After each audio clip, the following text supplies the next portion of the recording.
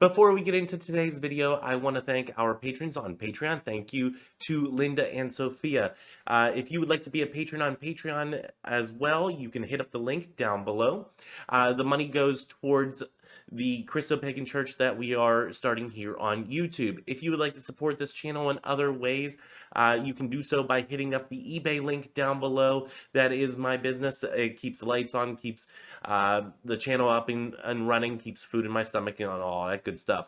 If you do not have the funds to support this channel, but you would like to do so, you can hit up the subscribe button right down there. You can hit up the bell notification also right there. You can hit that like or dislike button. It all appeases the algorithmic gods of YouTube. All hail the algorithmic gods of YouTube. And if you've done all that, and if it is safe for you to do so, you can consider sharing this on your social media platforms. Now, to today's video. Hello, girls, guys, or otherwise, this is Rich with your Tarot Talk Tuesday. Today we are looking at the Page of Pentacles, and we will get started with our pictorial key of the tarot by A.E. Waite, which reads, a youthful figure looking intently at the pentacle which hovers over his raised hands. Okay, I'm going to stop right there. I'm not so sure if it's hovering or if he's just lightly, raising it, just gently holding it there. I didn't think it was hovering, but okay, we'll go with hovering maybe. He moves slowly.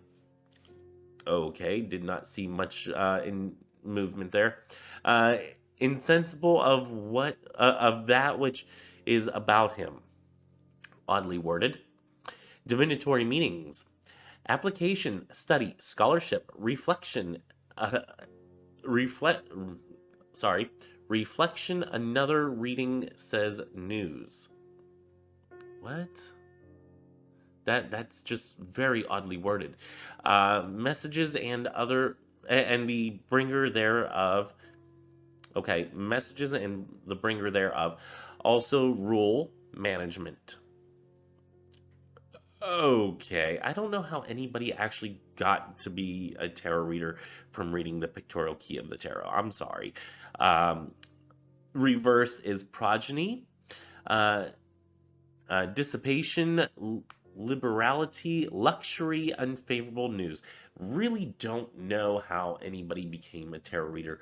I give A.E. Waite a lot of flack for the pictorial key of the tarot. It's just not, it is not the best guidebook out there. And part of that's because we have so many different guidebooks and so many different different books written on the tarot today. Back then, you're talking what, 1910, I believe it was, and that was the only thing that you had. So yeah, I guess acceptable or at least forgivable. Let's go on into the notes here. Let's see, the Page of Pentacles, like the pages of all four suits, brings a welcome message of new beginnings, inspiration, and the initial stages of a creative project or venture. Again, we are talking about the Pentacles, so this is most likely a venture of financial gain or of a material stability. You welcome new opportunities to your material life, a new job, a new business, or a financial windfall, and wish to discover how to turn your dreams into reality. You are tapping into your ability to manifest a personal goal or dream and may be in the midst of a new project such as a hobby, business venture, or the start of a new educational experience. Again, this is, the starting or the beginning, the messaging of this new venture coming into your life. You need to put in place clear plans for achieving your dreams and goals. Stay focused on the practical and tangible elements, keeping your feet planted on the ground and not getting carried away, always looking for the next realistic and achievable step forward, keeping those smart type of goals of, keeping it simple, keeping it measurable, achievable, realistic and timely. I think is the other one, or time. Within a certain time span and all that stuff. The look up the SMART goals, but keeping those in mind whenever you're making these goals will help you with that. Um, let's see. The Page of Pentacles is an avid student and seeks to learn the skills that will ensure his success in the long term.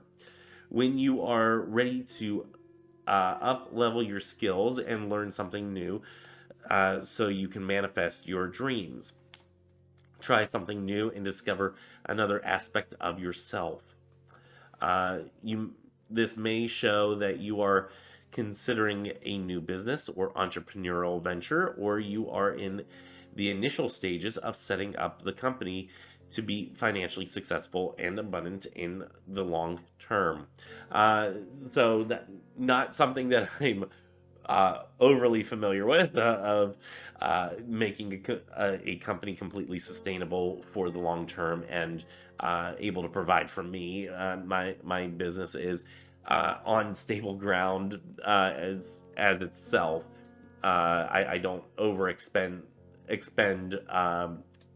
or I don't expend over my means for the business, but it certainly is not bringing in as much. But if you would like to help that, you can hit up the eBay link down below. Moving on to the reversed is saying that you are exploring a new project or business idea, but are not sure you are ready to move forward with it just yet. You may still be brainstorming ideas and would prefer to keep it a secret for now. This is sometimes good advice to keep it secret. Let me get to that in a second. You may worry that you do not have the skills or resources for it to succeed, so you're putting the idea on hold or procrastinating. Okay. So sometimes this is a good idea whenever you're talking about intellectual property and, a possible business venture, or let's say like a product that you're looking to launch or something like that. Sometimes that's a good idea because you don't want somebody else to swoop in and steal it.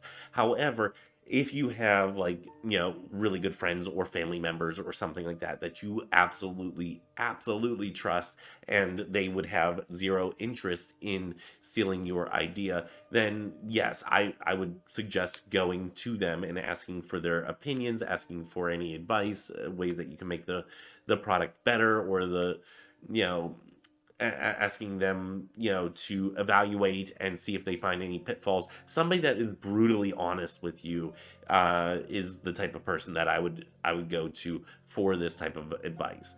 Um, Moving on with the brainstorming of ideas, um, you know, this is a planning stage, and sometimes you just want to keep things secret. Sometimes it's out of embarrassment because we don't want to, say, "Oh, well, I'm thinking about doing this little thing, and I'm looking to, oh, geez, I'm looking to sell, packets of sugar. I think I can market this very well, and you know have little cute little sayings or something like that on there, and you don't want people laughing at an idea because you think it's kind of cool, but they might think that it's kind of dumb, and you don't want to be made fun of for that. That's okay, but let me tell you that there is a mint out there called Testaments, and they have little biblical verses on them, and it is absolutely adorable that they do that. I've seen where there are, what you call it, uh, son of a gun, it's slipping my mind now. But one of the things that comes to mind is like Snapple, or even uh, what's the other one? Sobe, I think it is. Does I do believe, but I think Snapple on the bottom of their caps has like a random fact, and I love random factoids. So, having something like that where you're marketing something that's a little gimmicky, but overall is a really good idea because it kind of brings a smile to the person's face when they're enjoying their drink as well.